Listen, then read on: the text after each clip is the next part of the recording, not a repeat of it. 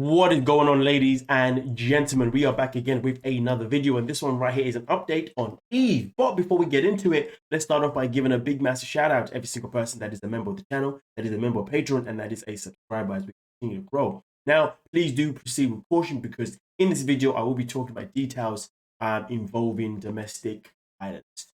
But with that being said, if you look at your screens right now, ladies and gentlemen, it is quite blurry, but don't worry. I am going to read it out to you guys as I have it in front of me on a bigger screen. So, yes. But as you can see here, this is New State of Mexico versus Eve. Case detail, okay, which is obviously Albuquerque Metropolitan. Now, at the very top, as you can see, it says parties to this case: defendant Eve, Officer Romero, and plaintiff State of New Mexico. It's crazy though, because I know a lot of people, myself included, were convinced that this case had been dismissed, but sadly, unluckily for Eve, it is still pretty much alive. Now, also, as we go down here, ladies and gentlemen, where it does come out to say criminal charge detail. So the charge is battery, household member, and also assault against a household member. And the plea from Eve on the 15th of August is not guilty on both counts. Now, also on top of that, it follows on by saying hearings for this case. Now, it says here that on the 6th of September, which was yesterday at 8:30 a.m., there was a bond arrangement. Okay, and of course, the hearing judge is Joshua Sanchez. That's the one that's confirmed.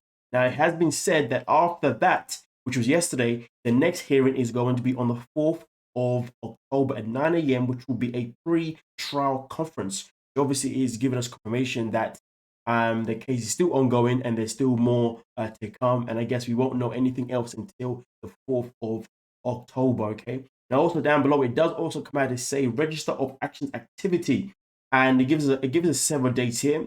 Now, it does say that on the 18th of August, my apologies, I'm reading it in the UK format. Apologies. On the 18th of August, that's when the criminal complaint was filed. And then on the 19th of August, summons issued, arrangement, first appearance. And then on the 6th of September, which is obviously yesterday, that's when we had the entry of appearance filed, along with a setting conditions of release and bond attached by Victoria. And then also at the same time on that day was a procedural history notes, BA and ROR. I'm not too sure what those abbreviations stand for. And then obviously down below the bottom, it does say the judge assigned history is Joshua Sanchez, okay, initial assignment. So at this moment in time, sadly for Eve, and sadly for Eve's family, to be honest, obviously her son, most importantly, they are still going through this absolute madness with Mohamed and his claims against her. Now, we do know that, or at least it's been reported that Mohamed is trying to get a U visa. Now, from what I understand, and please quote me if I'm wrong,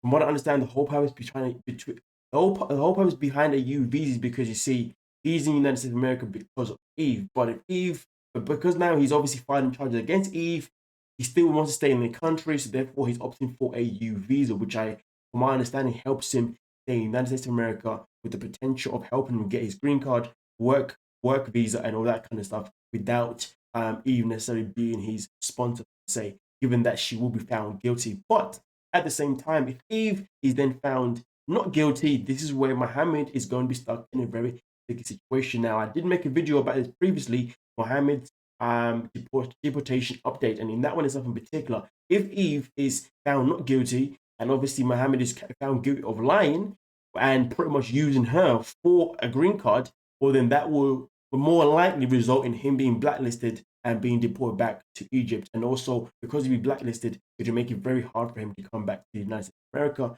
as well as other countries around the world as well that will see this on his name.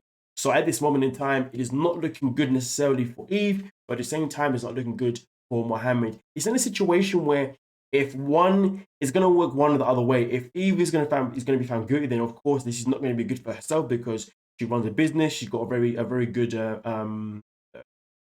revenue income, and she's also got a family to feed, obviously her son, right?